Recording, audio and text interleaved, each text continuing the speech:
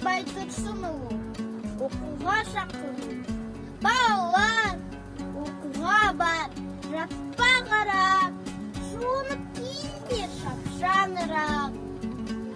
Шақырдың тауып мана әлде қашан, қарап тұр терезеден күн жылтырап. Аданда, ұшқан құста, жүрген анда, жұмыссыз тек тұрған жөн кешпір жанда. Кішкене қонызда жүргін сүйреп, барады араларды ұшып балға.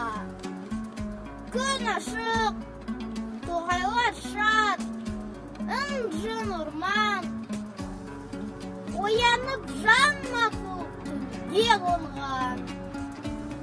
Шығады тоқылдақтың тоқ-тоқ даусы, сайрағы сыңғылдақтың сыңғылдаған.